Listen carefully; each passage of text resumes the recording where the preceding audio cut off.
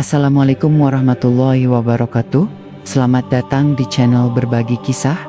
Pada video kali ini, kita akan mengupas tuntas judul pembahasan sejarah awal mula adanya Alkitab, jejak tersembunyi, dan perubahan sepanjang sejarah.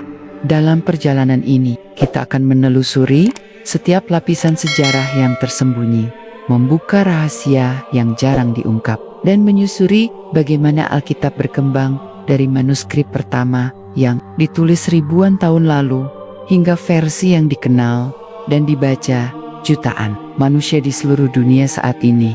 Kita akan menyaksikan bagaimana teks-teks suci ini melalui proses penyalinan, penyuntingan, dan perubahan yang dipengaruhi oleh konteks politik, sosial, dan budaya. Kita akan melihat siapa saja yang menganut kitab ini, bagaimana setiap komunitas menafsirkan dan menyebarkannya, serta jejak-jejak perubahan yang selama ini tersembunyi dari pandangan umum. Mari bersama-sama membuka lembar demi lembar sejarah yang memicu pertanyaan besar. Apakah teks yang kita kenal hari ini benar-benar sama seperti wahyu yang pertama kali diturunkan? Ataukah telah melalui perjalanan panjang yang penuh lapisan perubahan? Perjalanan ini akan membawa kita menyelami fakta mencengangkan, sejarah yang jarang diungkap, dan misteri yang menunggu untuk ditemukan. Bismillah, mari kita mulai perjalanan panjang ini.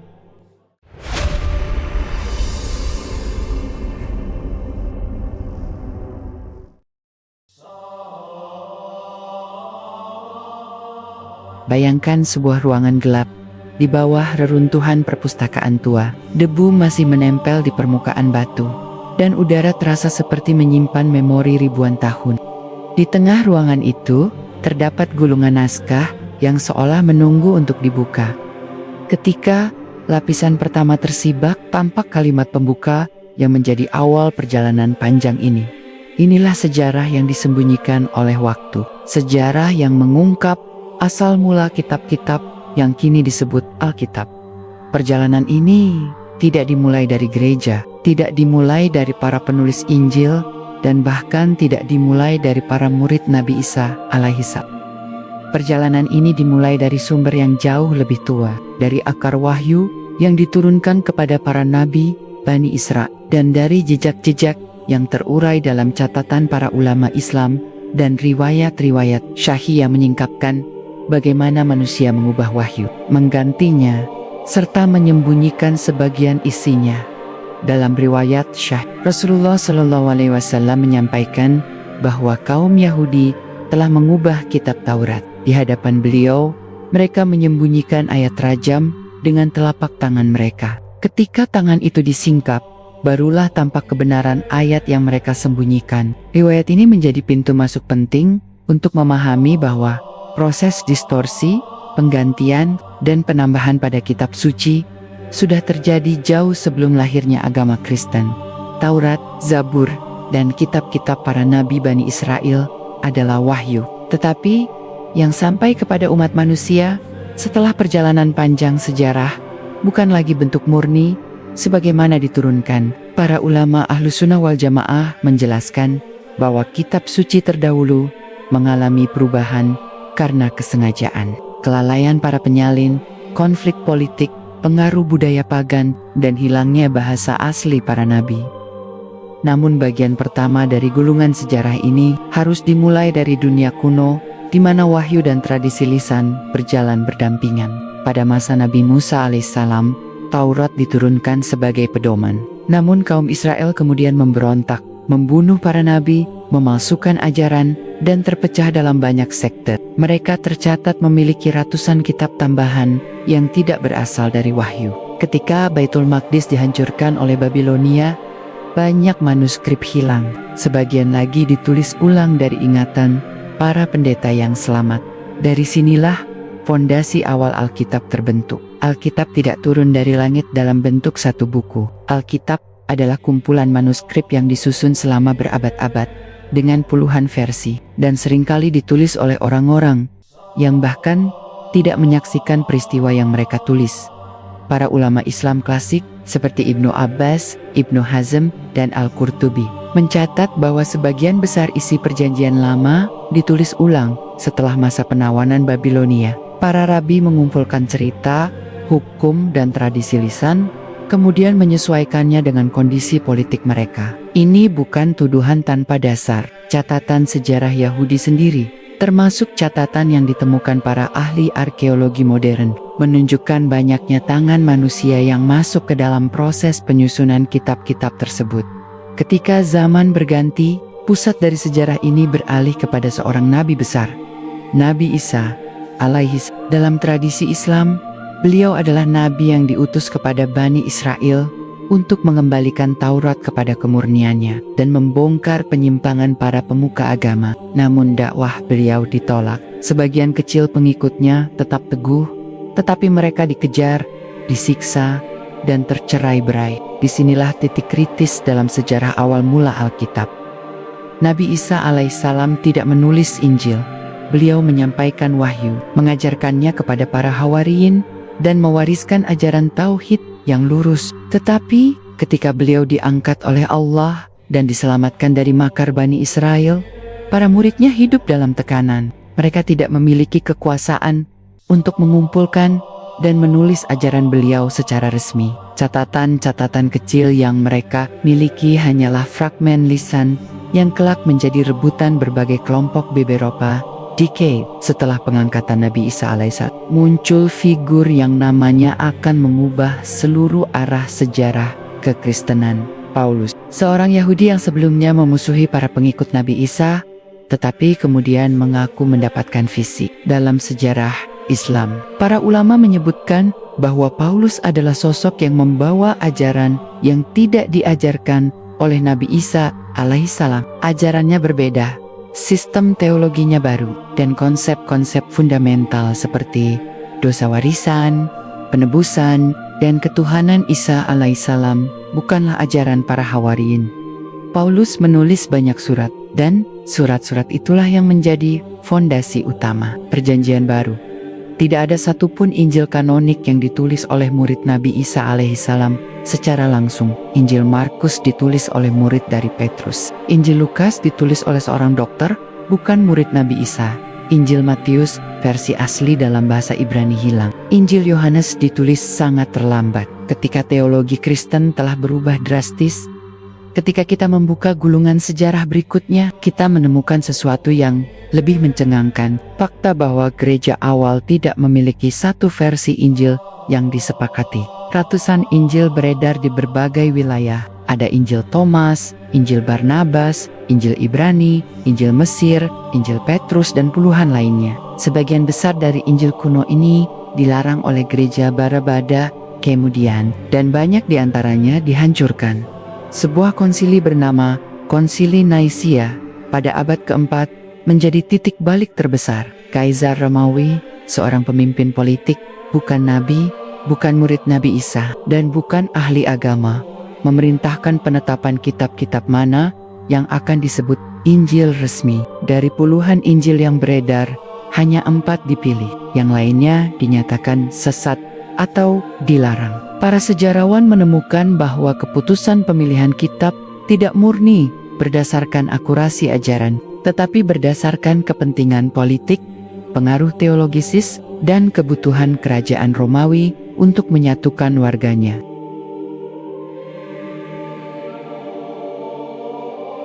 Ketika gereja berdiri sebagai lembaga resmi negara, kekuasaan politik Roma memainkan peran besar dalam menentukan bentuk akhir Alkitab. Proses penyalinan dilakukan oleh pendeta dalam kondisi yang tidak selalu steril dari kesalahan. Para sejarawan barat sendiri mencatat bahwa ribuan variasi muncul dalam perjalanan penyalinan Alkitab. Ada perubahan kata, hilangnya paragraf, tambahan komentar penyalin yang dianggap ayat, dan kesalahan struktur kalimat. Ratusan tahun kemudian, ditemukan fragmen-fragmen kuno seperti gulungan laut mati.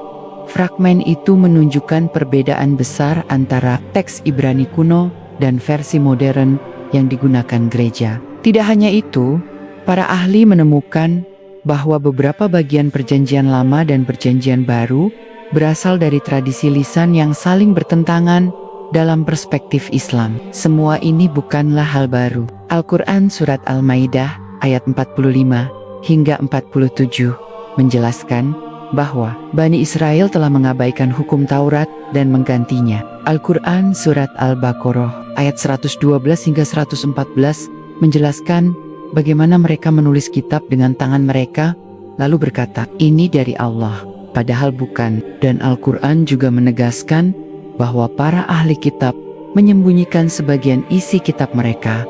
Ketika kita tiba pada masa modern, sejarah ini belum berhenti.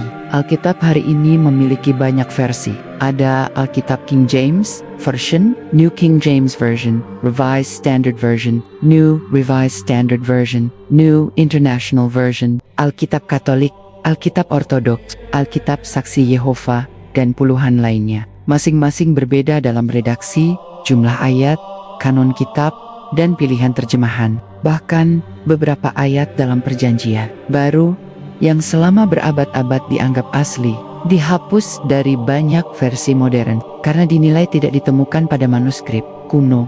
Semua ini menunjukkan bahwa perjalanan Alkitab bukan perjalanan tunggal yang utuh, tetapi perjalanan yang berliku, penuh campur tangan manusia, dan tersusun dari banyak lapisan sejarah yang saling tumpang tindih.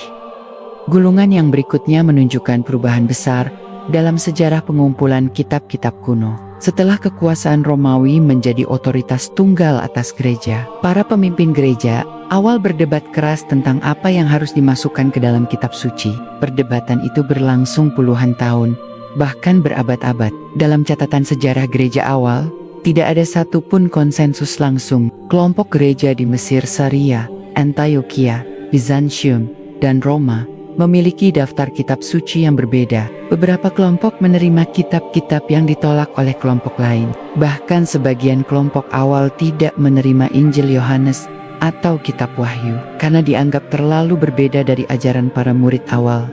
Namun, ada satu hal yang jarang diungkapkan. Para murid Nabi Isa alaihissalam yang asli, yang disebut dalam riwayat sahih sebagai pengikut setia yang beriman kepada ajaran tauhid, sudah tidak lagi memiliki kekuasaan pada masa ini. Ajaran mereka terkikis atau hilang karena mereka dikejar, diburu, dan tidak memiliki perlindungan politik. Inilah mengapa, menurut para ulama Islam, Adrian Ozley, Nabi Isa alaihissalam tidak lagi dapat ditemukan dalam bentuk tekstual yang utuh. Ulama seperti Ibnu Taimiyah menjelaskan bahwa ajaran Nabi Isa alaihissalam hilang bukan karena tidak ada usaha melestarikannya, tetapi karena kekuatan politik dan ideologi pada masa Romawi menghapuskan apa yang tidak sesuai dengan doktrin yang ingin mereka bangun. Para penguasa menganggap ajaran tauhid sebagai ancaman bagi struktur kekaisaran yang terbiasa memandang penguasa sebagai representasi ketuhanan di bumi. Karena itu, ajaran yang menandinginya dianggap berbahaya. Ketika gulungan bergerak ke abad keempat dan kelima, sebuah fakta penting muncul. Bahasa asli Nabi Isa alaihissalam, yaitu bahasa Aram, tidak lagi digunakan secara luas. Manuskrip awal yang ditulis dalam bahasa Aram atau Ibrani pun semakin langka. Sebagian besar terjemahan dilakukan ke dalam bahasa Yunani, bahasa kekaisaran. Bahkan Injil Markus, yang dianggap paling awal ditulis, disalin dalam bahasa Yunani dengan banyak istilah yang tidak pernah digunakan dalam kebudayaan Yahudi. Ini menimbulkan problem besar. Bagaimana mungkin ajaran seorang nabi Bani Israel ditulis dalam bahasa yang bukan bahasa beliau? Para ulama Islam melihat ini sebagai titik awal hilangnya autentisitas teks. Sementara itu, para sejarawan modern menemukan bahwa antara manuskrip Yunani ada ribuan perbedaan redaksi. Bahkan dua manuskrip tertua, yaitu Codex Vaticanus dan Codex Sinaiticus, memiliki perbedaan yang begitu signifikan. Ada ayat yang hilang, paragraf yang berbeda, bahkan urutan pasal yang tidak sama. Fakta ini membuat para ahli barat sendiri mengakui bahwa tidak ada versi tunggal Alkitab yang bisa disebut asli. Gulungan berikutnya memperlihatkan masa ketika gereja mulai mendominasi struktur sosial Eropa.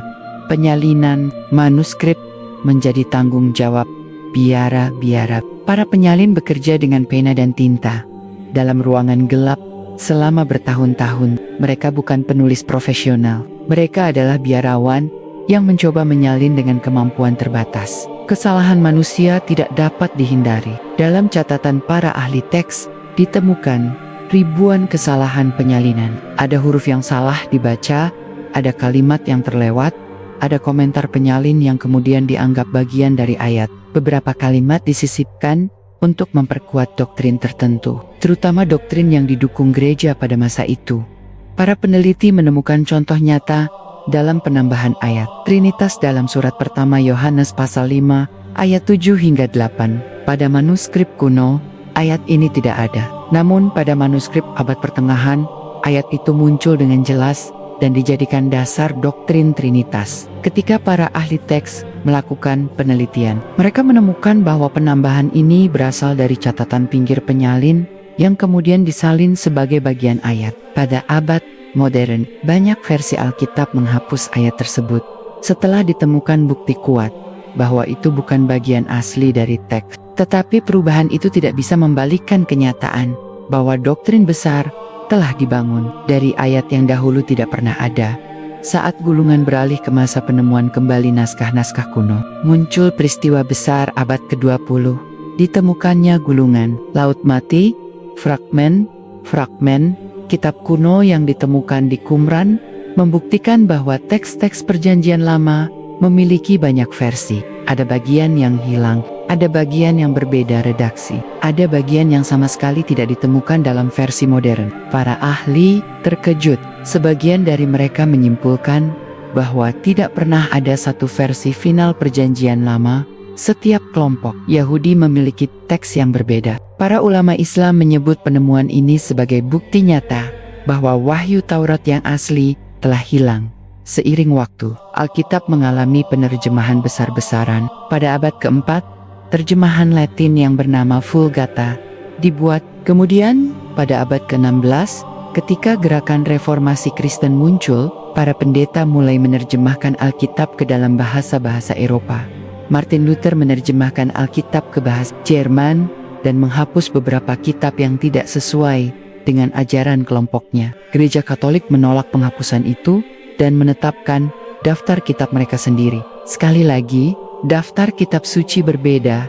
Ketika masa modern tiba, teknologi percetakan membuat penyebaran Alkitab semakin luas. Namun perbedaannya juga semakin terlihat. Pada abad ke-20, para ahli teks melakukan penelitian mendalam terhadap manuskrip-manuskrip kuno dan menemukan ribuan variasi. Dalam beberapa versi modern, ayat 10 ayat tertentu ditandai sebagai tidak ditemukan dalam manuskrip kuno. Ayat-ayat tersebut dihapus, diganti, atau diberi catatan. Ini membuat para pengamat bertanya, bagaimana mungkin kitab suci berubah sepanjang waktu? Bagaimana mungkin ayat yang dulunya dianggap firman Tuhan kini dihapus atau dinyatakan sebagai tambahan? Disinilah perspektif Islam memberikan jawaban yang paling konsisten. Al-Quran menjelaskan bahwa kitab-kitab terdahulu telah diubah oleh tangan manusia. Para ulama Ahlus Sunnah wal Jamaah menjelaskan bahwa perubahan itu mencakup penambahan, pengurangan, pengalihan makna, dan penyembunyian ayat. Jejak-jejak perubahan itu terlihat jelas dalam sejarah panjang Alkitab. Ketika gulungan mendekati masa kini, tampak gambaran dunia modern yang terbagi dalam berbagai aliran Kristen. Setiap aliran memiliki Alkitab yang berbeda. Bahkan jumlah kitabnya pun berbeda. Gereja Protestan memiliki 66 kitab. Gereja Katolik memiliki 73 kitab. Gereja Ortodoks memiliki jumlah yang tidak sama dengan keduanya. Perbedaan ini bukan hanya masalah jumlah, tetapi juga isi dan struktur. Pada abad ke-21, penemuan manuskrip baru terus mengulang konflik lama. Ayat-ayat yang dianggap inti dalam beberapa doktrin ternyata tidak ada dalam manuskrip tertua. Para peneliti Muslim modern melihat semua ini sebagai bukti sejarah yang sangat kuat. Wahyu asli telah hilang, kecuali yang tersisa sebagai catatan terpisah yang tidak lagi otentik. Perubahan terus terjadi sepanjang sejarah, dari masa Babilonia hingga masa Romawi, dari masa biara hingga era percetakan, dari penyalinan manual hingga kritik teks modern. Hal itu kontras dengan Al-Quran yang dijaga hafalan para sahabat, ditulis pada masa Rasulullah SAW dan ditetapkan secara mutawatir. Rahasia-rahasia yang belum terkuak itu mulai muncul ketika para ahli membandingkan manuskrip kuno yang tersisa. Pada fase ini, para peneliti menemukan fakta yang lebih mengguncang.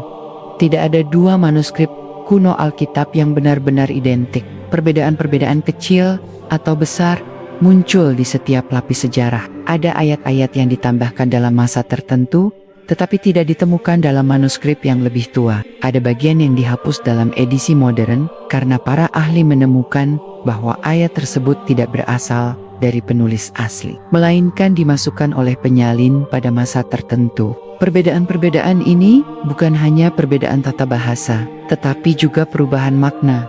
Dalam Perjanjian Baru, misalnya, ada peristiwa-peristiwa penting yang tidak muncul dalam manuskrip tertua, tetapi menjadi bagian dari doktrin besar di masa kemudian. Contohnya adalah kisah perempuan pezina dalam Injil Yohanes pasal 8. Kisah ini sangat populer dan sering dijadikan landasan moral. Tetapi dalam manuskrip kuno, kisah itu tidak ada. Para ahli teks menemukan bahwa kisah tersebut muncul dalam manuskrip abad pertengahan, ditambahkan oleh penyalin, lalu diterima sebagai bagian dari teks resmi. Dalam edisi-edisi modern, beberapa Alkitab memberi catatan bahwa bagian itu tidak ditemukan dalam manuskrip awal. Namun sebagian lain tetap mempertahankannya karena sudah melekat dalam tradisi gereja pada sisi lain. Perjanjian Lama pun memiliki sejarah rumit yang menunjukkan jejak intervensi manusia. Dalam catatan para ulama, termasuk penjelasan Ibnu Hazm, disebutkan bahwa perubahan-perubahan dalam Taurat mencakup penambahan silsilah, kisah-kisah yang tidak layak disematkan kepada para nabi, dan hukum-hukum yang tidak mungkin berasal dari wahyu. Ketika ditemukan gulungan-gulungan kuno di Qumran, sebagian kisah yang ada dalam Perjanjian Lama ternyata tidak ditemukan dalam versi kuno tersebut. Sebaliknya, beberapa fragmen kuno memuat versi berbeda yang tidak dipertahankan oleh tradisi gereja modern. Ini menunjukkan bahwa kitab suci Bani Israel telah mengalami proses seleksi dan penyusunan ulang dari abad ke abad. Perjalanan sejarah membawa kita masuk ke masa ketika gereja mulai memegang kekuasaan penuh. Pada masa dominasi gereja dan kekaisaran Romawi, penyalinan manuskrip dilakukan dalam kondisi yang sangat terikat dengan kebijakan teologi gereja. Para penyalin tidak bekerja sebagai pengamat netral. Mereka tunduk pada doktrin yang dibuat oleh pemimpin gereja. Jika ada bagian yang dirasa tidak selaras dengan ajaran resmi, bagian itu diperbaiki. Jika ada catatan pinggir yang dianggap memperjelas ajaran tertentu, catatan itu dimasukkan sebagai bagian dari teks. Dari sinilah muncul ribuan variasi yang kemudian menimbulkan kebingungan bagi para peneliti modern. Para ahli filologi menemukan bahwa beberapa penyalin bahkan menyesuaikan kalimat untuk memperkuat argumen tertentu. Ada yang mengubah kata hamba menjadi anak. Ada yang mengubah guru menjadi Tuhan. Ada pula yang menambahkan frasa yang menegaskan sifat-sifat ketuhanan kepada Nabi Isa alaihissalam. Meskipun pada manuskrip lebih tua frasa tersebut tidak ada. Hal-hal ini menjadi bukti penting bahwa banyak doktrin modern terbentuk dari hasil penyalinan yang tidak akurat. Pada masa reformasi, proses perbedaan semakin membesar ketika para pemikir seperti Martin Luther dan John Calvin menentang gereja Katolik. Mereka tidak hanya berbeda dalam interpretasi, mereka juga berbeda dalam daftar kitab suci. Martin Luther menghapus beberapa kitab yang dianggap tidak selaras dengan ajarannya. Gereja Katolik menganggapnya sesat dan mempertahankan kitab-kitab tersebut. Gereja Ortodoks memiliki daftar kitab yang berbeda dari keduanya. Akibatnya, Alkitab tidak lagi memiliki bentuk tunggal. Tiap aliran memiliki versi yang mereka anggap benar. Abad modern membawa tantangan baru. Ketika teknologi memungkinkan penelitian mendalam, para ahli menemukan bahwa banyak ayat yang sebelumnya dianggap asli, ternyata tidak muncul pada manuskrip kuno. Dalam beberapa Alkitab modern, ayat 17 atas puntu diberi tanda kurung digeser ke catatan kaki, atau dihapus seluruhnya. Perubahan ini membingungkan karena selama ratusan tahun ayat-ayat tersebut dianggap firman Tuhan. Contohnya, ayat terakhir dari Injil Markus pasal 16. Pada manuskrip kuno, bagian ini tidak ada. Namun gereja selama berabad-abad mempertahankannya. Ketika penelitian modern menemukan bahwa bagian itu merupakan tambahan, beberapa versi Alkitab mulai menghapusnya. Tetapi sebagian yang lain tetap mempertahankannya demi stabilitas teologi. Perbedaan ini menunjukkan bahwa struktur Alkitab terus berubah mengikuti temuan akademik, bukan berdasarkan pewahyuan. Perjalanan waktu kemudian membawa kita pada perdebatan akademis di abad 21. Para peneliti dari Barat yang bukan Muslim menyimpulkan bahwa sejarah Alkitab adalah sejarah teks yang terus berubah. Mereka mengakui bahwa ajaran Nabi Isa alaihissalam tidak dapat dipulihkan secara utuh melalui kitab-kitab yang ada hari ini. Ajaran asli beliau hilang dalam tumpukan manuskrip yang saling bertentangan. Namun para ulama Islam telah menjelaskan hal ini sejak lebih dari 1000 tahun lalu. Ajaran Nabi Isa alaihissalam yang asli tetap ada, tetapi tidak lagi dalam bentuk teks tertulis di tangan manusia, melainkan dijaga oleh Al-Quran yang menegaskan risalah para nabi dengan kebenaran. Pandangan Islam menunjukkan bahwa Al-Quran datang bukan untuk mengganti ajaran para nabi sebelumnya, tetapi untuk meluruskannya. Al-Quran memberikan klarifikasi atas penyimpangan yang terjadi sepanjang sejarah, sekaligus mengembalikan manusia kepada tauhid yang dibawa oleh para nabi sejak Nabi Nuh, Nabi Ibrahim, Nabi Musa, hingga Nabi Isa alaihissalam. Pada titik ini, semakin jelas bahwa sejarah Alkitab bukan sekadar sejarah sebuah kitab. Ini adalah sejarah kekuasaan, sejarah penyebaran pengaruh, sejarah penyalinan, sejarah perbedaan doktrin, dan sejarah manusia yang berusaha menyatukan ratusan manuskrip yang tidak pernah sepenuhnya sama. Sejarah yang panjang ini membuktikan apa yang telah ditegaskan oleh Al-Quran, bahwa wahyu terdahulu telah diubah dan bercampur dengan tangan manusia, masuk ke era ketika teknologi mulai mengubah cara manusia memandang teks kuno. Penelitian terhadap manuskrip Alkitab tidak lagi bergantung pada pengamatan manual. Para ahli menggunakan pemindaian multispektral, pengukuran tinta, analisis usia karbon, dan seni rekonstruksi digital. Dari sini muncul fakta-fakta baru yang menambah panjang daftar perubahan historis. Pada beberapa fragmen kuno, para peneliti menemukan lapisan tulisan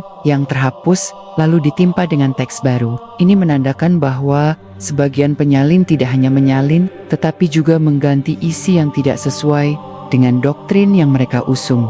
Dalam salah satu penelitian terhadap palimpsest, ditemukan bahwa teks tertentu yang mengisahkan Nabi Isa alaihissalam sebagai manusia, utusan Tuhan, tertutup oleh teks baru yang menggambarkan beliau dengan kedudukan lebih tinggi dari seorang nabi. Perubahan-perubahan seperti ini menjadi bukti tambahan bahwa perkembangan teologi Kristen berjalan seiring dengan perubahan fisik tulisan. Para ulama Islam sejak dahulu sudah menjelaskan bahwa penyimpangan terjadi pada kitab-kitab terdahulu, dan temuan modern memperlihatkan bahwa perubahan itu bukan sekadar teori, tetapi dapat dilihat dalam tinta, goresan pena, dan lapisan manuskrip itu sendiri. Sementara itu, perkembangan akademik di Barat membuat para ahli mulai mengakui bahwa tidak mungkin lagi menentukan mana kalimat asli dan mana yang merupakan tambahan. Mereka menyebut kondisi ini dengan istilah varian tekstual. Jumlah varian itu mencapai puluhan ribu. Dalam beberapa studi, jumlah perbedaan ini lebih banyak dari jumlah kata dalam perjanjian baru itu sendiri. Fakta ini membuat banyak sarjana sepakat bahwa mustahil menyusun kembali Injil dalam bentuk persis seperti saat pertama kali disampaikan kepada manusia masuk ke masa setelah Perang Dunia. Kajian terhadap arkeologi Timur Tengah mengungkap lapisan sejarah yang lebih kompleks. Penemuan-penemuan baru menunjukkan bahwa sebagian cerita dalam Perjanjian Lama disusun dari tradisi-tradisi bangsa-bangsa kuno di sekitar wilayah Israel. Para ahli menemukan kemiripan kisah dengan mitologi Babilonia, Sumeria, dan Mesir kuno. Para ulama Islam menegaskan bahwa wahyu sejati dari Allah tidak mungkin memiliki unsur mitologi pagan. Sehingga keberadaan unsur-unsur ini memperkuat bukti adanya campur tangan manusia. Dalam perkembangan berikutnya, Alkitab mulai memasuki era digital. Versi elektronik menghasilkan keterbukaan baru. Para pembaca dapat membandingkan teks dengan mudah, memeriksa catatan kaki, dan melihat varian manuskrip tanpa batasan fisik. Dampaknya besar. Banyak pembaca modern menyadari bahwa ada ayat yang pada satu versi ada, tetapi pada versi lain tidak. Ada yang diberi tanda kurung, ada yang digeser ke catatan kaki, ada yang dihapus karena tidak ditemukan pada manuskrip sebelum abad keempat.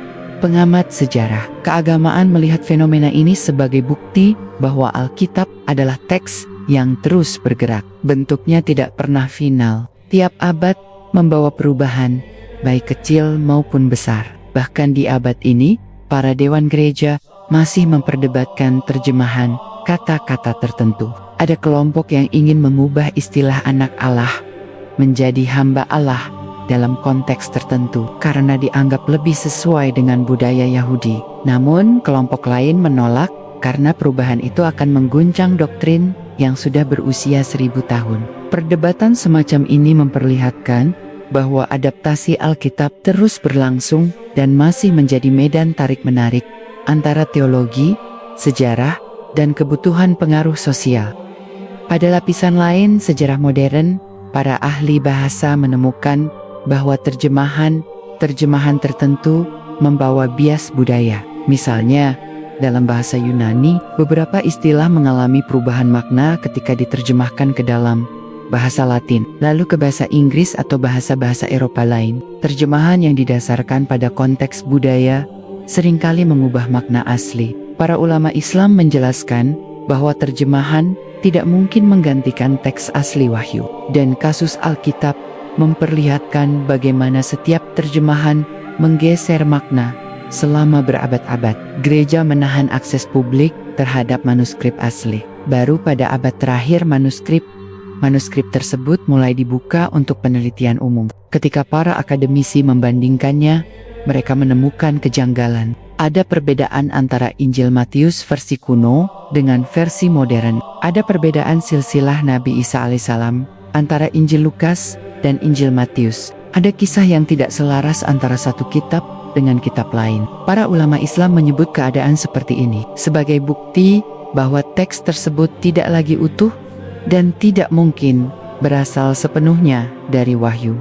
Pada tahap ini, para peneliti Muslim menegaskan bahwa ajaran Nabi Isa alaihissalam yang asli tetap ada dalam Al-Quran.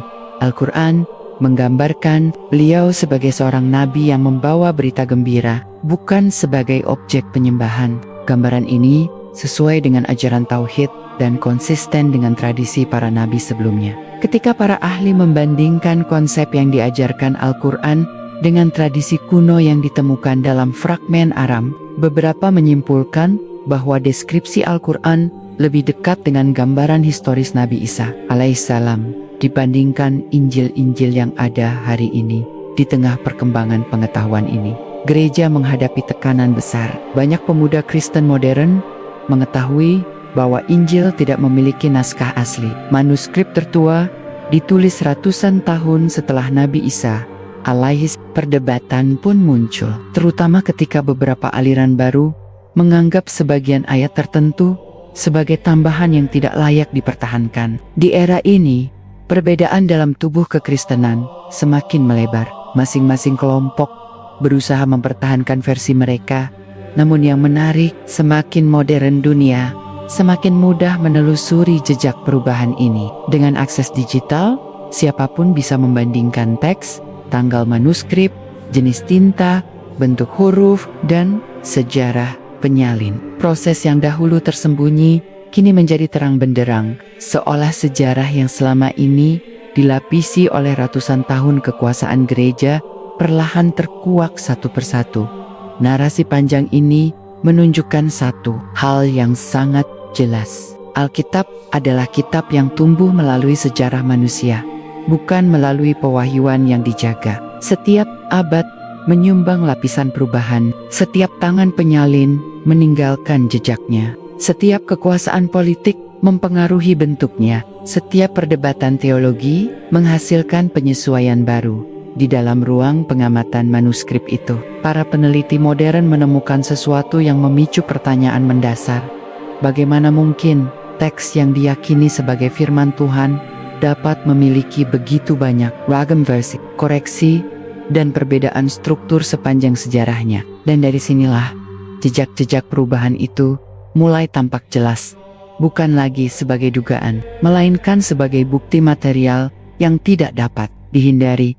Salah satu temuan yang sering diabaikan dalam kajian populer adalah kenyataan bahwa para penyalin kuno bekerja tanpa konsep standar resmi sampai berabad-abad kemudian. Mereka menyalin teks sambil membawa pemahaman pribadi, tradisi lisan lokal, bahkan kadang-kadang opini teologisis mereka sendiri. Bukan karena mereka berniat memalsukan, tetapi karena pada masa itu belum ada batas tegas tentang apa yang boleh atau tidak boleh diubah. Setiap komunitas Yahudi maupun Kristen awal memiliki cara sendiri dalam membaca tradisi, dan hasilnya membentuk lusinan varian berbeda yang hari ini masih tersimpan dalam museum dan perpustakaan dunia. Sinilah muncul apa yang para ahli sebut sebagai fenomena pergeseran makna bertahap. Satu kata bisa berubah menjadi dua, satu kalimat bisa dipadatkan, bahkan satu paragraf bisa disisipkan menurut kebutuhan liturgi pada zamannya. Perubahan ini terjadi secara organik, tidak terkoordinasi, namun mempunyai dampak besar terhadap hasil akhir naskah yang dibaca manusia berabad-abad. Kemudian, sebuah catatan pada manuskrip abad ketiga menulis bahwa penyalin terpaksa mengoreksi ulang teks karena salinan sebelumnya tidak memadai bagi pemahaman jemaat. Kalimat itu menandakan bahwa teks bukan sekadar disalin, tetapi juga dibentuk ulang agar sesuai dengan situasi teologisis komunitas tertentu. Ada daerah yang memperkuat unsur ketuhanan Isa alais, ada yang menekankan sisi manusiawinya, ada pula yang mencoba menyeimbangkan keduanya. Dan semua arah perubahan itu akhirnya berkumpul dalam apa yang hari ini disebut sebagai Alkitab modern. Di balik perubahan-perubahan tersebut, ada momen penting yang tidak dapat dilewati. Era ketika kekaisaran mulai ikut campur dalam urusan penetapan kitab suci. Setelah kekristenan memperoleh legitimasi politik, teks-teks yang sebelumnya beredar bebas mulai diawasi secara ketat. Manuskrip yang dianggap tidak sejalan dengan doktrin resmi secara perlahan hilang dari peredaran. Sebagian dibakar, sebagian disembunyikan, dan sebagian lainnya hanya kita kenal melalui catatan musuh-musuh teologisis mereka. Tidak sedikit tulisan kuno yang hanya bertahan dalam bentuk kutipan lawan debat yang mengkritiknya. Dan di antara catatan inilah muncul petunjuk tentang betapa beragamnya keyakinan umat masa awal. Ada kelompok yang memandang Isa alaihissalam sebagai nabi mulia. Ada yang menganggapnya manusia suci tanpa sifat ketuhanan. Ada pula yang meyakininya sebagai makhluk bercahaya yang diutus membawa hikmah langit. Semua varian pemahaman itu menghasilkan teks yang berbeda-beda, saling bersilangan, dan saling menuduh satu sama lain sebagai penyimpang. Ketika manuskrip dari gurun Yudea ditemukan 2000 tahun kemudian, dunia modern baru menyadari betapa luasnya spektrum tradisi tersebut. Sebagian isi naskah-naskah itu menampilkan versi hukum Taurat yang berbeda dari yang dikenal sekarang. Ada bagian yang lebih panjang, ada yang lebih pendek, ada yang disusun ulang, dan ada pula yang memiliki perintah tambahan yang tidak pernah muncul dalam Alkitab versi hari ini. Para ahli Yahudi pun mengakui bahwa teks-teks itu berasal dari komunitas yang hidup jauh sebelum standar resmi ditetapkan oleh otoritas rabbinik. Setelah masa kehancuran Bait Suci kedua, setiap halaman manuskrip yang dibuka seperti membuka percakapan kuno antar aliran yang saling bertentangan, bahkan di kalangan mereka sendiri. Perdebatan tentang keaslian teks sudah berlangsung jauh sebelum agama besar dunia menyentuhnya. Mereka saling menuduh sebagai pihak yang memalsukan hukum, menambah aturan, atau mengurangi tuntutan syariat. Suara-suara kuno itu masih terdengar dari fragmen fragmen yang bertahan, dan dari potongan-potongan itulah gambaran besar sejarah pembentukan Alkitab mulai tersusun kembali. Perjalanan teks semakin rumit ketika masuk ke era terjemahan besar. Penerjemah pada masa itu bekerja bukan hanya memindahkan bahasa, tetapi juga menafsirkan. Di beberapa bagian, ada kata dalam bahasa asli yang tidak memiliki padanan tepat dalam bahasa Yunani atau Latin, sehingga penerjemah harus memilih antara dua pilihan: mempertahankan bentuk literal yang membingungkan, atau menuliskan makna teologisis yang diharapkan komunitasnya. Pilihan-pilihan inilah yang melahirkan ragam makna yang sangat mempengaruhi generasi berikutnya. Dalam beberapa kasus, para penerjemah bahkan menambahkan catatan penjelas untuk membantu pembaca memahami konteks. Namun seiring berjalannya waktu, catatan 24 ini disalin bersamaan dengan teks asli, sehingga tercampur menjadi satu, dan akhirnya dianggap bagian dari wahyu itu sendiri. Proses ini berlangsung ratusan tahun tanpa pengawasan lembaga resmi, sehingga wajar jika hasil akhirnya sangat berbeda dengan bentuk awal sebelum diterjemahkan. Ketika para ulama Islam pada masa lalu meneliti teks-teks Ahlul Kitab, mereka menemukan jejak-jejak perubahan ini dan menuliskannya dalam buku-buku mereka, bukan untuk menyerang, tetapi untuk memahami bagaimana wahyu bisa berubah di tangan manusia jika tidak dijaga oleh sistem ilahi seperti yang terjadi pada Al-Quran. Beberapa catatan mereka menggambarkan proses panjang distorsi, mulai dari penambahan komentar, penyisipan kronologi, hingga kisah yang disampaikan berdasarkan tradisi lisan tanpa dasar yang kuat. Dan seiring zaman bergerak maju, semakin banyak arsip kuno yang membuka tabir tentang sejarah panjang ini. Setiap temuan baru membawa pertanyaan baru. Setiap fragmen kecil mengajak manusia menyusun ulang potongan sejarah yang telah lama retak. Proses ini seperti menyusun sebuah mosaik besar.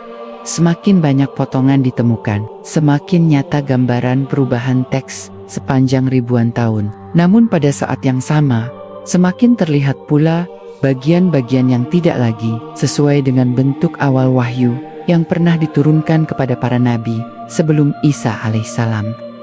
Dari titik inilah perjalanan sejarah Alkitab masuk ke fase yang lebih kompleks. Fase ketika para pemimpin gereja mulai mengatur batas-batas kitab mana yang boleh dibaca dan kitab mana yang harus disisihkan. Keputusan-keputusan itu tidak lahir dalam sekali pertemuan, tetapi melalui proses panjang yang melibatkan tekanan politik, perdebatan teologisis, dan kebutuhan untuk menyatukan keyakinan umat yang semakin beragam. Dan setiap keputusan yang mereka buat meninggalkan dampak besar pada bentuk final Alkitab yang dikenal dunia hari ini.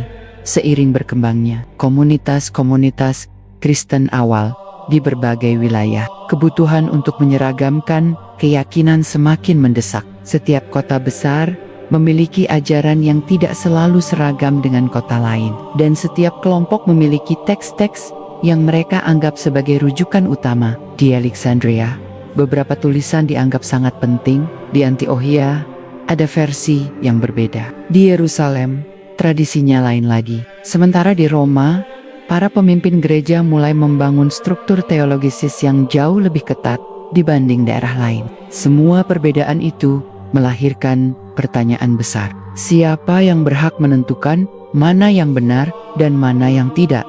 Pada masa inilah diskusi panjang tentang kanon daftar kitab suci yang dianggap resmi mulai muncul. Tidak ada daftar tunggal yang disepakati pada masa awal. Ada gereja yang membaca belasan teks tambahan yang kini tidak ditemukan dalam Alkitab modern. Ada pula komunitas yang hanya membaca sebagian dari apa yang kini disebut Perjanjian Baru. Perbedaan jumlah kitab itu pada masa awal sangat mencolok, dan jejaknya masih bisa dilihat dari tulisan-tulisan para teolog kuno yang berdebat keras tentang otoritas masing-masing kitab. Salah satu bentuk bukti yang paling mencolok adalah daftar-daftar kanon awal yang ditemukan dalam catatan gereja abad kedua hingga keempat. Beberapa daftar hanya mencantumkan 10 atau 12 kitab. Beberapa lainnya menambahkan teks-teks yang kemudian dianggap apokrif. Ada pula yang mencantumkan Injil-Injil yang kini tidak dikenal, tetapi pada masanya dianggap sah oleh banyak komunitas. Semua ini menunjukkan bahwa proses seleksi kitab jauh lebih kompleks dibanding yang sering digambarkan secara populer. Dalam perdebatan panjang ini, muncul kelompok-kelompok teolog yang saling menuduh bahwa kelompok lain telah memalsukan ajaran Isa alaihissalam. Ada yang menuduh bahwa teks tertentu terlalu menonjolkan unsur ketuhanan, sementara yang lain menuduh bahwa versi berbeda terlalu banyak menampilkan sisi manusiawi. Perdebatan itu berlangsung terbuka dan keras, seringkali meninggalkan catatan-catatan yang hari ini menjadi bukti bahwa pemahaman mereka tidak pernah benar-benar tunggal. Beberapa penulis kuno menggambarkan situasi itu dengan kata-kata yang tajam. Mereka mengakui bahwa sebagian teks telah diganti atau diubah untuk mendukung ajaran tertentu. Bahkan, beberapa tokoh gereja sendiri mengkritik penyalin pada masa mereka karena mengutamakan kesesuaian teologi daripada keakuratan penyalinan. Catatan itu tersimpan dalam arsip sejarah gereja dan menjadi petunjuk kuat bahwa perubahan teks memang terjadi pada tingkatan yang sangat awal, ketika akhirnya muncul upaya untuk menyeragamkan kitab suci. Tujuan utamanya bukan hanya kejelasan teologisis, melainkan stabilitas politik dan sosial. Kekaisaran ingin agama yang terorganisasi dan tidak terpecah ke dalam banyak aliran, karena perpecahan teologisis dapat memicu konflik sosial. Dalam konteks itulah, pertemuan-pertemuan besar gereja diselenggarakan bukan untuk menciptakan kitab baru, tetapi untuk menentukan batas-batas apa yang boleh dianggap kitab suci. Namun, prosesnya tidak sederhana. Tidak semua pemimpin gereja setuju. Tidak semua ajaran bisa digabungkan. Banyak manuskrip yang jatuh korban dari proses seleksi ini. Ada yang dihapuskan dari liturgi, ada yang dilarang dibaca, dan ada pula yang hilang selamanya karena dianggap mengancam kesatuan ajaran. Dari sinilah muncul generasi baru kitab suci, kitab yang telah melewati proses politik dan teologis panjang hingga bisa dianggap standar. Tetapi perjalanan perubahan tidak berhenti di situ. Setelah keputusan-keputusan awal dibuat, teks-teks itu masih terus disalin berulang-ulang sepanjang ratusan tahun. Setiap penyalinan membawa potensi perubahan baru, baik yang disengaja maupun tidak. Dan karena belum ada teknologi pencetakan, setiap salinan adalah hasil kerja tangan manusia yang rentan membuat kesalahan. Terkadang penyalin lupa satu baris, terkadang mereka mengulang kalimat, dan terkadang mereka menambahkan penjelasan yang dianggap perlu untuk memperjelas maksud ayat. Semua itu memperkaya jumlah varian teks yang kini disimpan di berbagai perpustakaan dunia. Ketika mesin cetak ditemukan, bentuk teks yang sudah terbentuk dari ribuan salinan itu dipilih sebagai standar, bukan karena kesesuaian dengan wahyu awal, melainkan karena ia yang dianggap paling representatif pada masanya. Cetakan pertama dari kitab itu kemudian disebarkan ke seluruh dunia, menjadi dasar dari versi modern yang dikenal sekarang. Versi ini selanjutnya mengalami puluhan revisi bahasa, koreksi terjemahan, dan penyempurnaan gaya penulisan. Dan setiap revisi membawa perubahan baru, baik besar maupun kecil. Dalam beberapa kasus, perubahan itu terlihat jelas. Sebagai contoh, ada ayat 20 ayat yang pada masa sebelumnya ditulis panjang, tetapi pada versi modern hilang atau dipindahkan catatan kaki karena dianggap tidak muncul di manuskrip lebih tua. Ada pula kalimat yang diganti karena penelitian linguistik modern menunjukkan bahwa terjemahan lama salah memahami makna kata asli. Dan semua ini terus berlangsung hingga hari ini, menunjukkan bahwa teks tersebut masih berada dalam proses pembentukan, bukan sesuatu yang berhenti di satu titik sejarah tertentu. Sementara itu, para ahli manuskrip terus menemukan fragmen baru yang membuka lapisan-lapisan sejarah lebih dalam. Setiap temuan baru menunjukkan betapa dinamisnya perjalanan teks ini. Ada fragmen yang menunjukkan perbedaan dengan teks modern. Ada manuskrip yang memiliki struktur berbeda. Ada pula margin catatan penyalin yang menunjukkan bahwa perubahan dibuat pada masa tertentu karena situasi sosial yang mempengaruhi interpretasi. Semua temuan ini menegaskan bahwa sejarah Alkitab bukanlah garis lurus, tetapi jalur berliku yang dipengaruhi oleh banyak tangan, banyak pemahaman, banyak tradisi lisan, dan banyak keputusan teologisis. Sejarahnya bergerak melintasi kerajaan-kerajaan besar, melampaui perpecahan gereja, dan bertahan melalui perubahan politik yang mengguncang benua, dan setiap pergolakan itu meninggalkan jejak pada teks.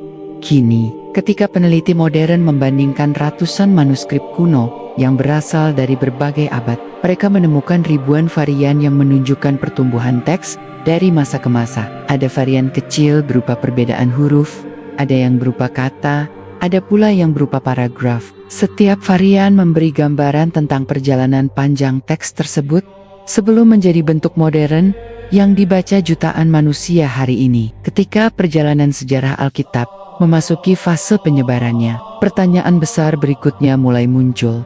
Siapa saja kelompok yang akhirnya menganut kitab ini, dan bagaimana mereka memahami teks yang terus berubah bentuk sepanjang ribuan tahun? Penyebaran Alkitab tidak terjadi dalam satu jalur tunggal. Setiap wilayah yang menerimanya membentuk versi pemahaman sendiri, sehingga umat yang menganutnya terbelah menjadi beberapa arus besar. Dan setiap arus memiliki hubungan yang sangat erat dengan tradisi penulisan, penyalinan, dan terjemahan yang pernah mereka warisi. Kelompok pertama yang terlihat jelas adalah komunitas Yahudi yang mewarisi bagian awal kitab tersebut. Mereka memegang bagian yang dianggap sebagai hukum Taurat, Zabur, dan kitab-kitab kenabian.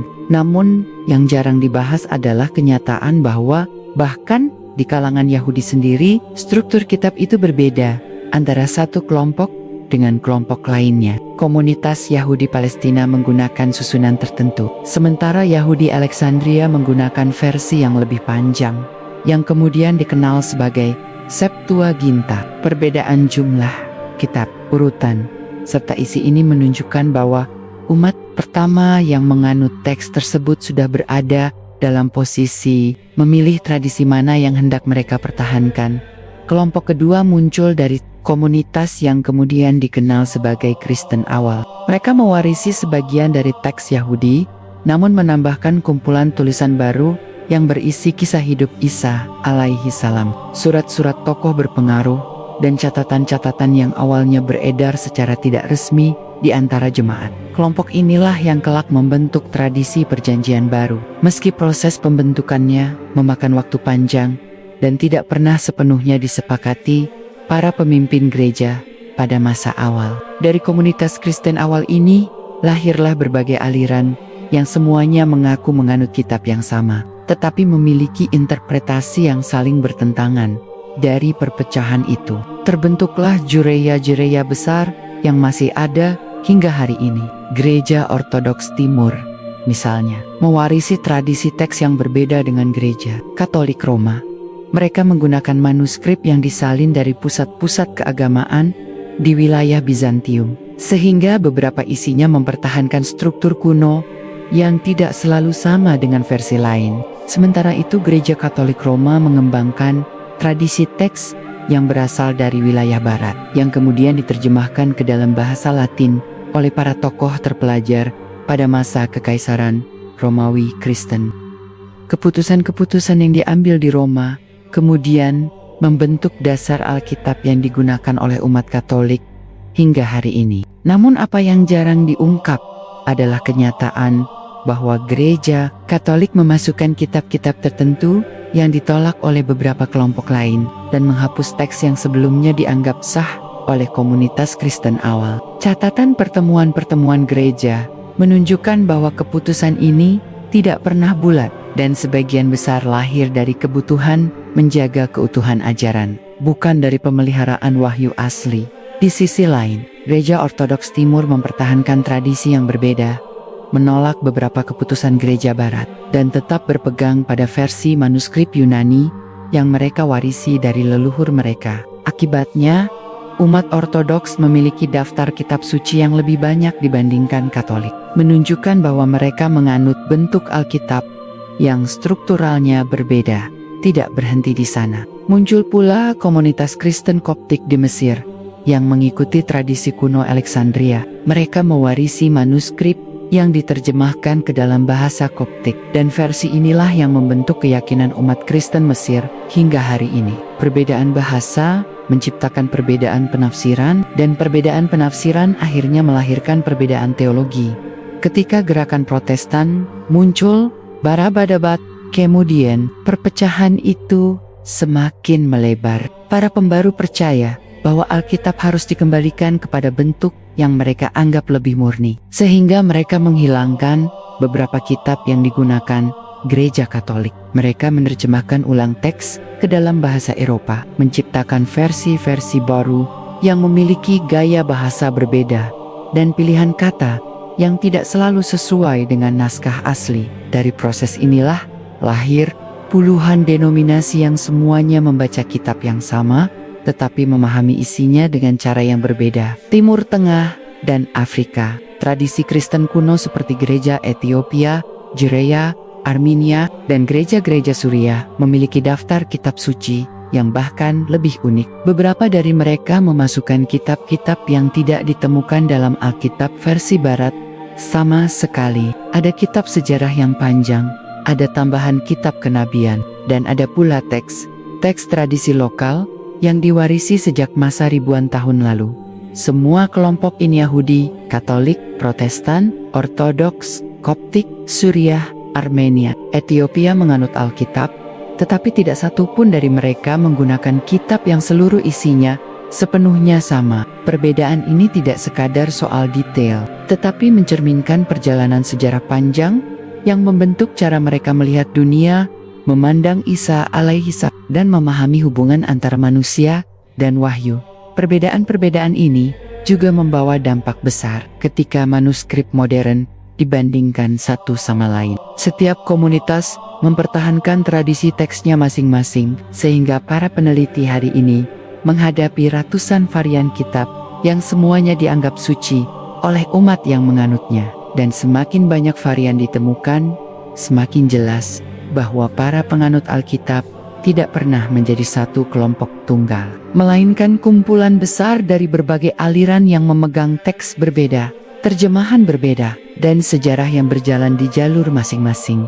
Ketika memeriksa perkembangan umat yang menganut Alkitab di berbagai wilayah, menjadi semakin jelas bahwa penyebaran kitab itu tidak pernah berjalan secara seragam. Setiap kelompok yang menerimanya membentuk lapisan makna sendiri, dan perbedaan itu tampak semakin besar ketika pengaruh politik mulai ikut menentukan arah ajaran.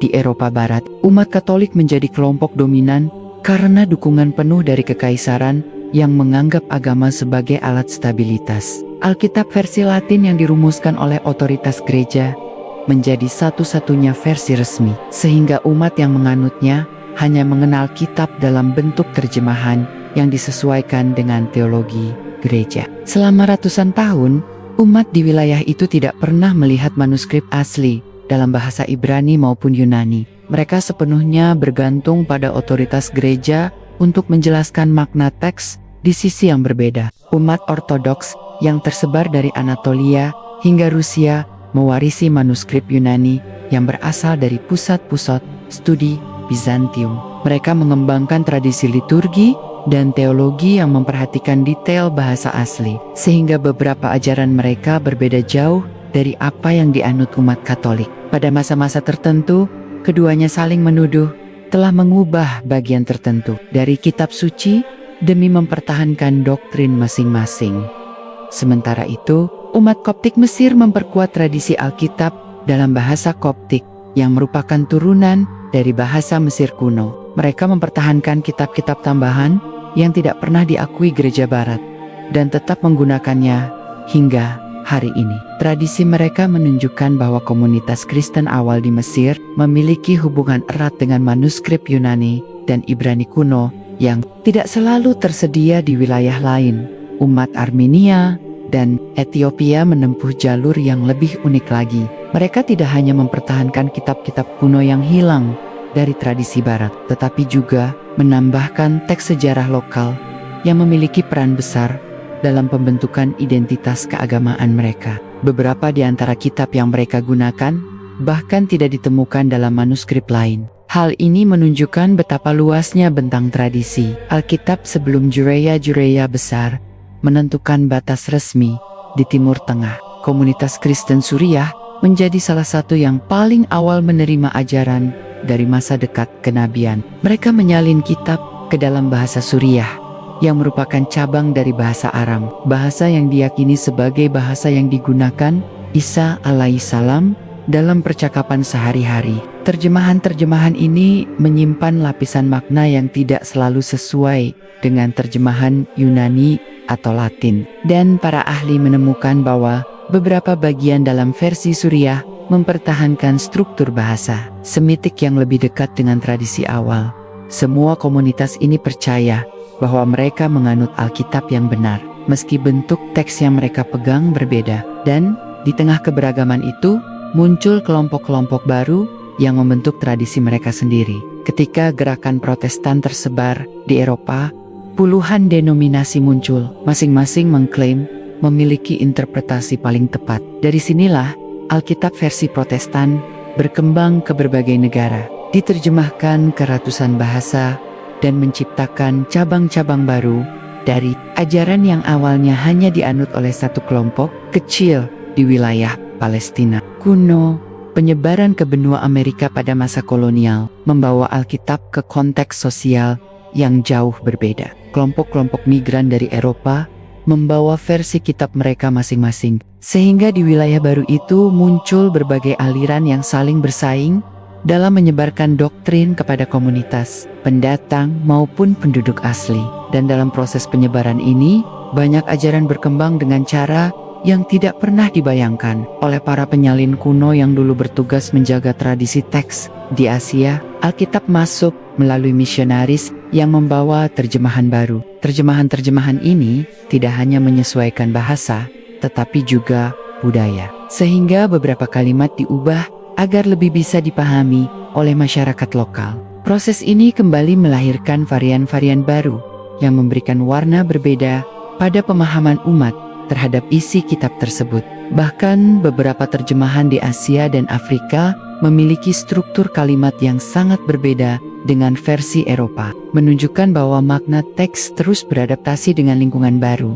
Sementara itu, dunia Islam memandang Alkitab dari perspektif yang berbeda. Umat Islam mengenal Taurat, Zabur, dan Injil sebagai wahyu yang benar-benar diturunkan kepada Nabi Musa alaihissalam, Nabi Daud alaihissalam, dan Nabi Isa alaihissalam. Namun, teks yang ada pada zaman sekarang tidak lagi dianggap sebagai bentuk asli wahyu tersebut. Para ulama Islam mencatat perubahan yang terjadi dalam penyalinan, penyisipan, dan pengubahan makna yang terjadi sepanjang ribuan tahun. Meski demikian, tradisi Islam tetap mempelajari Alkitab sebagai bagian dari sejarah wahyu, bukan sebagai teks yang tidak boleh disentuh atau dikritisi.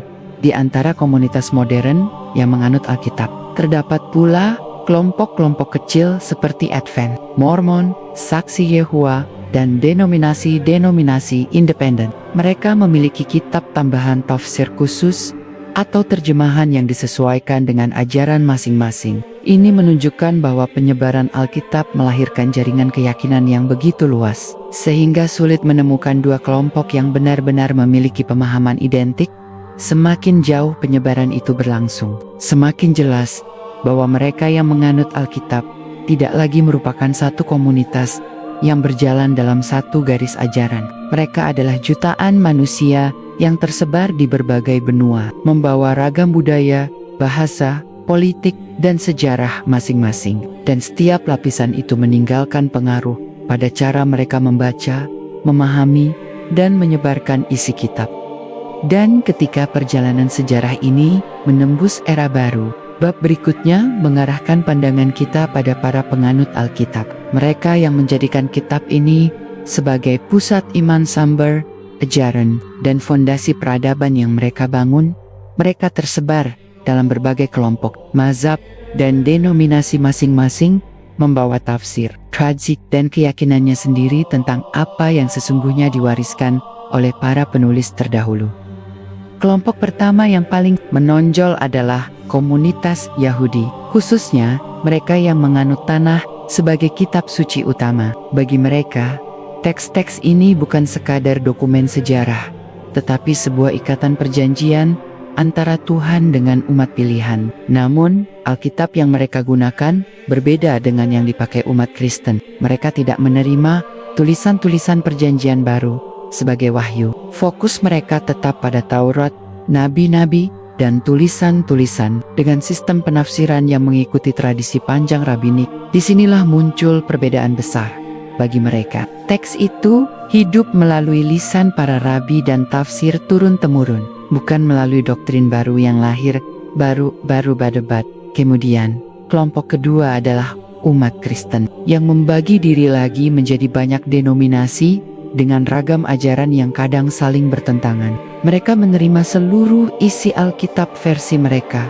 Perjanjian Lama yang serupa, dan Perjanjian Baru yang berisi tulisan para murid serta Paulus. Bagi mereka, Alkitab adalah fondasi iman, meskipun cara mereka memahami dan menerapkannya berbeda-beda. Ada yang menafsirkan secara harfiah, ada yang simbolik, dan ada pula yang menyaring melalui tradisi gereja. Disinilah terlihat bagaimana satu kitab yang sama bisa melahirkan ratusan doktrin yang bertolak belakang, tergantung siapa yang membacanya dan bagaimana mereka memaknainya.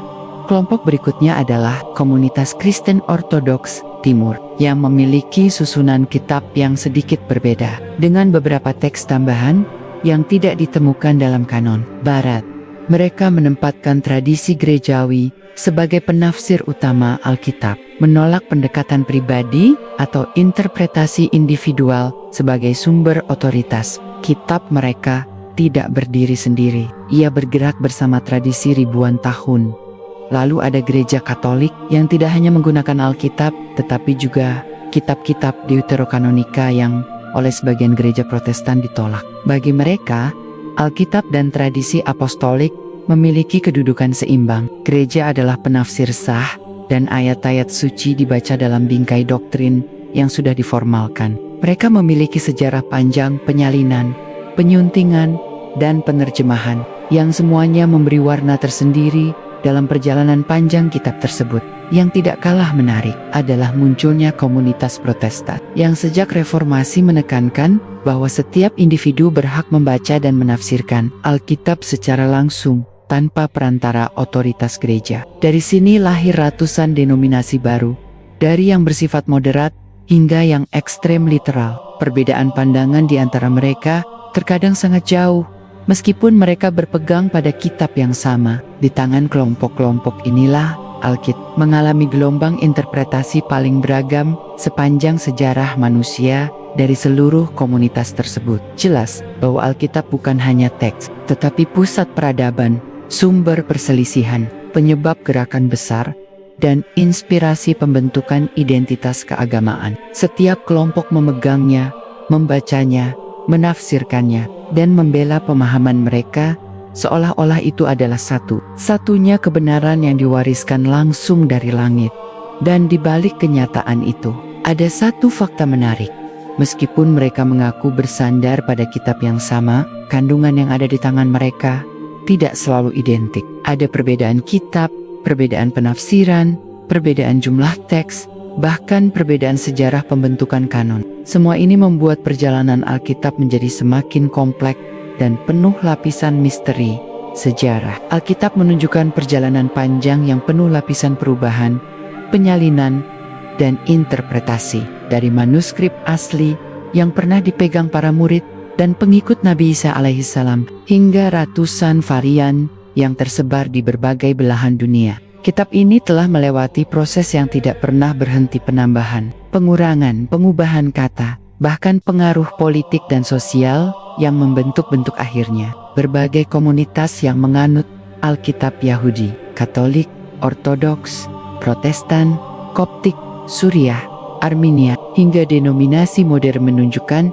bahwa teks yang sama dapat menghasilkan pemahaman yang berbeda, identitas keagamaan yang berbeda, dan interpretasi teologisis yang saling bertentangan. Sejarah ini juga menegaskan satu hal: wahyu yang murni, seperti yang turun kepada para nabi, dapat berubah ketika berada di tangan manusia. Para ulama Islam menekankan bahwa ini adalah bukti penting bahwa Allah menjaga wahyunya melalui Al-Quran yang tetap utuh dan terlindungi dari perubahan sepanjang sejarah. Sedangkan Alkitab, meskipun dihormati dan dipegang oleh jutaan manusia, menunjukkan dinamika sejarah manusia yang mempengaruhi teks suci tersebut. Dari penyalinan awal, terjemahan, seleksi, kanon, hingga perbedaan interpretasi lintas generasi dari lembar demi lembar sejarah yang terbuka. Kita menyadari bahwa Alkitab bukan hanya kitab suci, tetapi juga saksi perjalanan manusia dalam memahami, mengubah, dan membentuk teks suci sesuai kebutuhan sosial, politik, dan budaya mereka. Dari Yahudi awal hingga komunitas Kristen modern, dari manuskrip kuno hingga terjemahan digital, Alkitab telah melewati ribuan tahun, evolusi sebuah perjalanan panjang yang mengungkap betapa sejarah dan iman manusia selalu saling terkait. Melalui dokumenter ini, kita belajar untuk menelusuri fakta, memahami konteks sejarah, dan menyadari bahwa wahyu sejati tetap dijaga oleh Allah. Sedangkan manusia hanyalah perantara yang berperan dalam menyebarkan, menafsirkan, atau bahkan mengubah teks yang mereka pegang. Dan dengan membuka tabir sejarah ini, kita tidak hanya memahami Alkitab, tetapi juga memahami bagaimana perjalanan iman, teks, dan sejarah umat manusia saling berkaitan dalam dinamika yang kompleks, panjang, dan penuh misteri. Dari lembar demi lembar sejarah yang terbuka, kita menyadari bahwa Alkitab bukan hanya kitab suci, tetapi juga saksi perjalanan manusia dalam memahami, mengubah, dan membentuk teks suci sesuai kebutuhan sosial, politik, dan budaya mereka. Dari Yahudi awal hingga komunitas Kristen modern, dari manuskrip kuno hingga terjemahan digital, Alkitab telah melewati ribuan tahun, evolusi sebuah perjalanan panjang yang mengungkap betapa sejarah dan iman manusia selalu saling terkait. Melalui dokumenter ini, kita belajar untuk menelusuri fakta, memahami konteks sejarah, dan menyadari bahwa wahyu sejati tetap dijaga oleh Allah. Sedangkan manusia hanyalah perantara yang berperan dalam menyebarkan, menafsirkan, atau bahkan mengubah teks yang mereka pegang. Dengan membuka tabir sejarah ini, kita tidak hanya memahami Alkitab, tetapi juga memahami bagaimana perjalanan iman, teks, dan sejarah umat manusia saling berkaitan dalam dinamika yang kompleks, panjang, dan penuh misteri. Semoga bermanfaat dan menambah wawasan. Wassalamualaikum warahmatullahi wabarakatuh.